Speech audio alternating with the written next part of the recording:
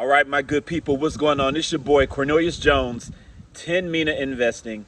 And now that the case is over, what we are expecting, well, for it to be officially over, rather, all we need is the SEC to come out and make a statement declaring that they have officially dropped their appeal. And I'm wondering, what is the SEC going to say? How are they going to spin it? Are they just going to simply say we've dropped the appeal and that's it? Or are they going to give a little bit more insight? Are they going to give a little, insight into how they feel about Ripple? Are they going to give Ripple a blessing moving forward with selling XRP? This statement by the SEC is going to be very important. Number one, this statement officially ends the lawsuit. Like, it's over now, theoretically, because we know there's no fight. But in order for the lawsuit to be over, because everybody, how many times have we made an it's over YouTube video, right? I'm guilty too. I've made more than one. All of us have. It's not our fault. But the reality is the case is not over. The reality is there's one more thing left. And that is the SEC must officially drop the case, which they are expected to do, right? So it's only a matter of time. We know it's coming, right? We know it's pretty much a done deal. But when it happens, what is the SEC going to say exactly? And how are they going to spin it? Because how their statement reads could affect the market. Every institutional player, every retail player, all of us, we're all going to be waiting to see exactly what the SEC says and reading their statement, and they know that. A bullish statement from the SEC for XRP or Ripple could send the market crazy. Remember, it's the SEC we're talking about here, not Brad Garlinghouse. Market moves a little bit on the news with Brad Garlinghouse. But if Paul Atkins comes out and says something like, Ripple's historic sales are all in the past. They understand how to sell XRP compliantly moving forward. I am here for crypto, clarity and all that type of stuff. We are dropping this appeal. If he elaborates something like that, market's gonna go crazy. But if he just comes out and just says the appeal's dropped, no details, no nothing, maybe the market doesn't move as much. I don't know. Or maybe the market goes crazy either way because the case is finally over.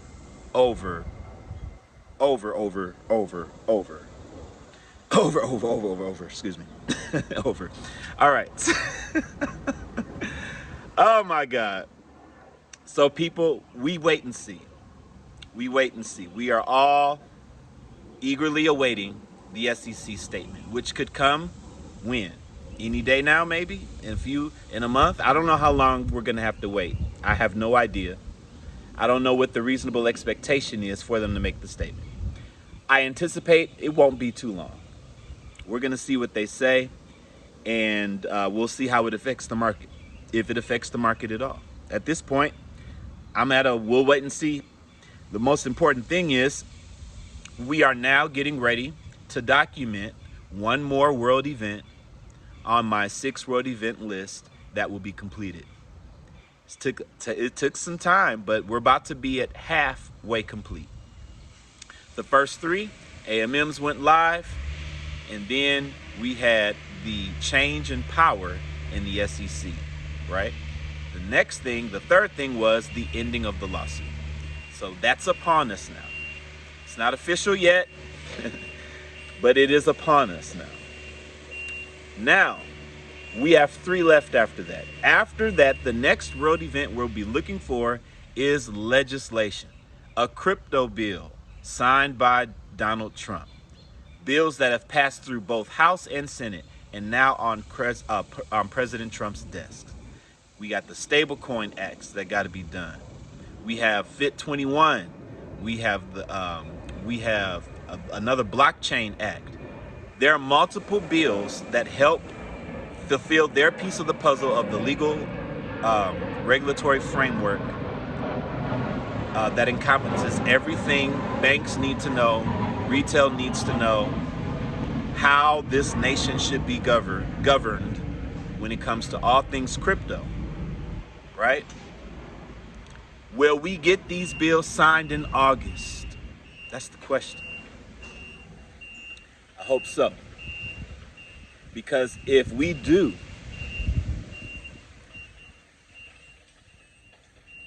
the ETFs are going to be hot fast around the corner. Hot fast around the corner. Now, I see a situation where the ETFs could go first, but I don't expect the ETFs to get approved until somewhere around October, according to sources I've read. So I expect legislation to happen in August, and I'm hopeful for that. So we'll see. Now after that, a Ripple IPO, that probably won't happen until 2026. But there are a couple things now in hindsight, as I started this list, almost 2 years ago now. Looking back on it, I would have talked about two other events, which is stablecoin, the birth of stablecoins like RLUSD. I would have talked about that event. That event, along with the migration of the legacy system, or that coexisting phase, to help banks migrate from the legacy banking system to the new system with the ISO 20022 messages in November. That is coming to a head November 2025. By November 2025, it is standard. No more coexisting phase. If you're a bank, you must be on that new rail when it comes to messaging. Period. End of story. You're going to have major problems if you're not by November. So what does that mean? I want to show you something here. Because I want people to understand that when we're talking about the price of XRP potentially exploding this year, I want to help you understand why that's the case. And I want to logically walk you through this. Watch this. I want to point out a post by Smoke. And this post is JP Morgan. They published a paper explaining why they are investing in ISO 20022 messaging. Okay? And I'm going to read some of these things to you. But before we get into this, as I read this paper, you're going to see, I'm going to help you connect the dots and show you, man, when you read this paper and connect what ISO 20022 is and what it's going to do for us and the role XRP plays, if all the banks are on the rails, it's only so much common sense that, you know what I'm saying? Let me clarify something. Messaging is messaging. A messaging system does not directly affect XRP. Everybody needs to understand that. The messaging system in and of itself has nothing to do with settlement and clearing. It's just the communicative part between central banks who speak different languages, and everything is interoperable. We all speak the same language, and they have more data rich capabilities to communicate more specifics, more nuances, more intricacies that they probably couldn't before, and it's all more efficient. It's just the messaging format. It's just how they're communicating about the payments. That's it. That has nothing to do with any type of crypto. You can adopt the messaging standard and not use crypto. I need that to be very clear. Now, for people who want to make that argument, the reason why XRP is not going to be valuable, won't blah, blah, blah. While that is true, it is also true that every single message coincides with some settlement on the other end.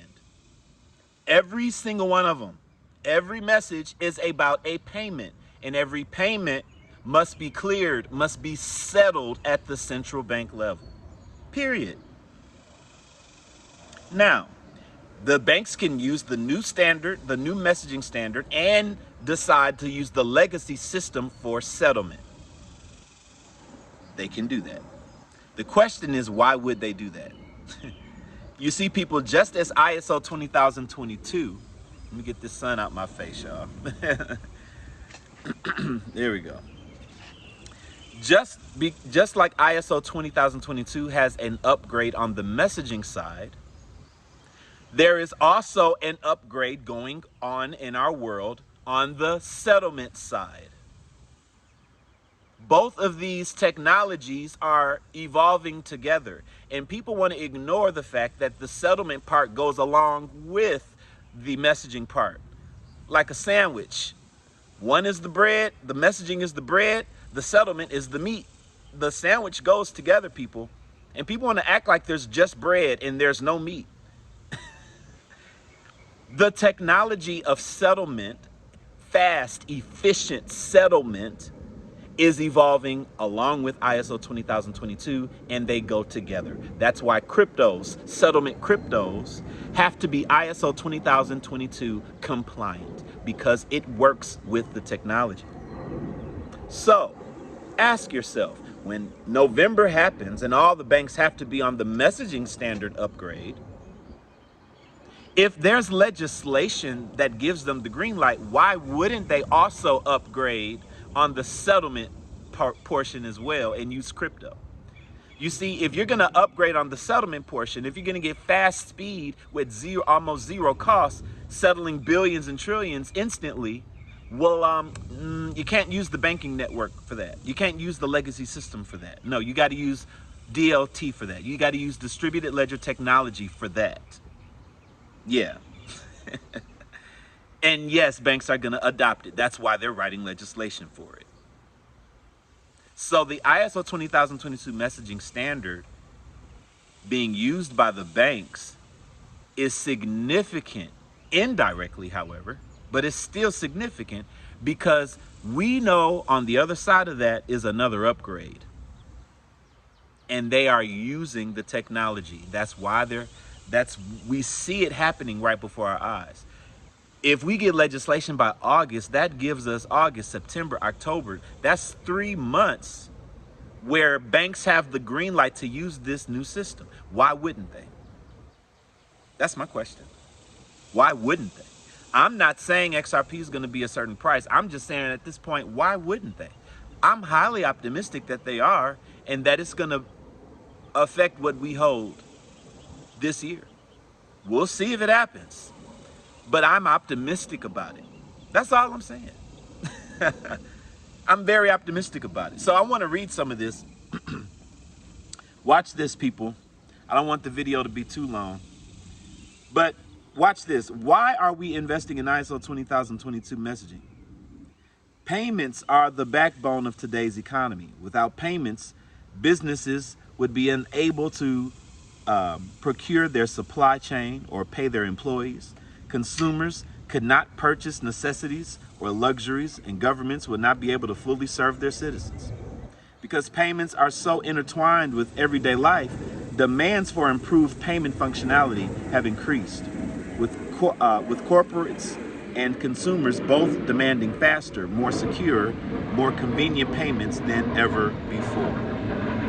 We have seen a subset of non-bank payment providers, such as fintechs and trusted third parties, as defined under EU PSD2 legislation, who have risen to meet clients' expectations, offering payment solutions based on new technology that were unthinkable less than a decade ago. Who are these fintechs and non-bank payment providers who are offering solutions based on new technology? Who are these people? Sounds like Ripple to me. Isn't Ripple a fintech company? Aren't they partnered with all these banks that JP Morgan are discussing? Yes, right? Watch this. Let me, I want to skip some of this and get into the ISO 20022 part.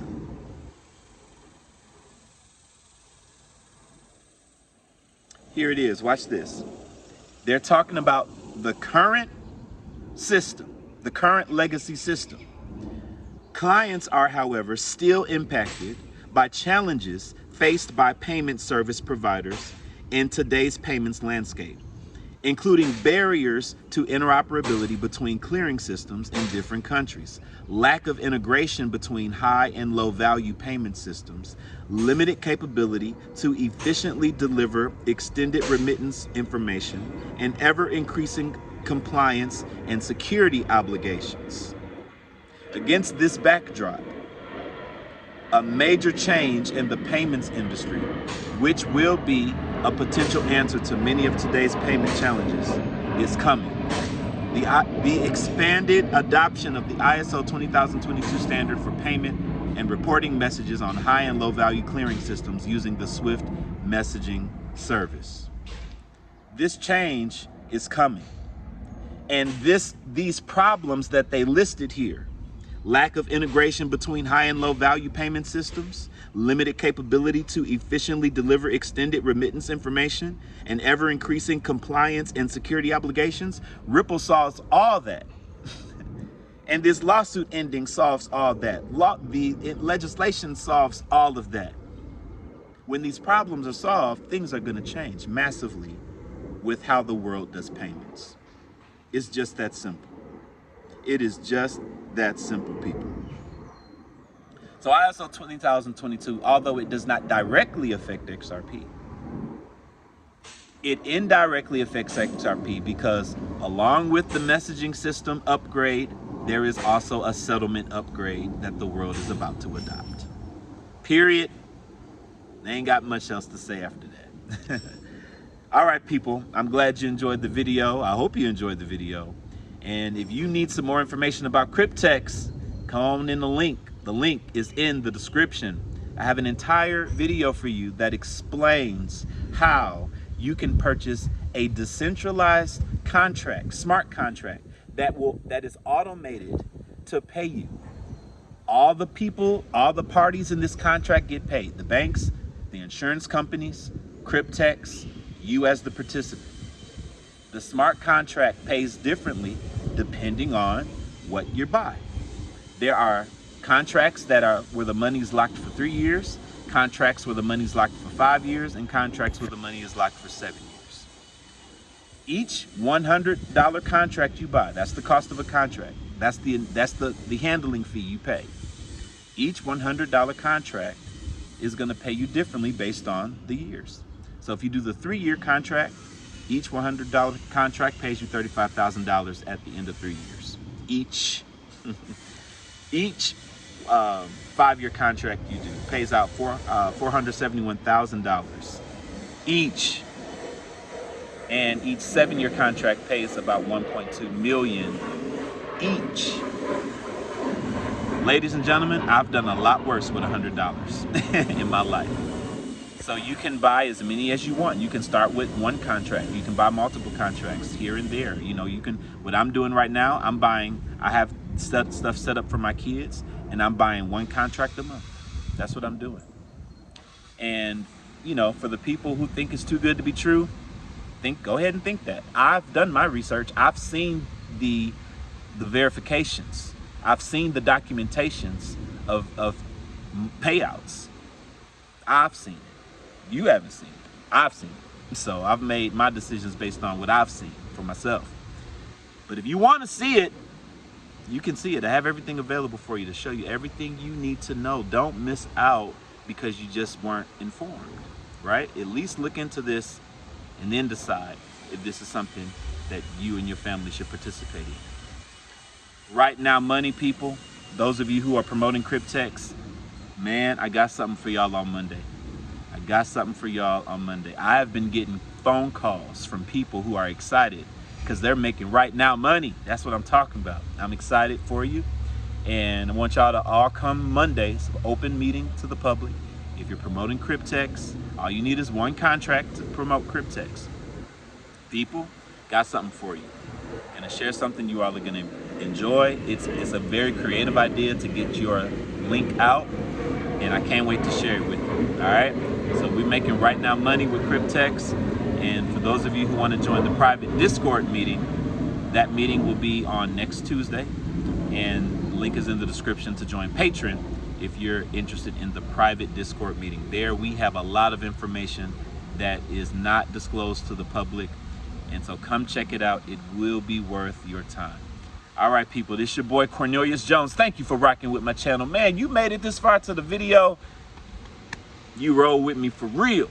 I appreciate you guys. This was a long one today, but I'll see you guys on the next one, and I'll holler at you. Peace.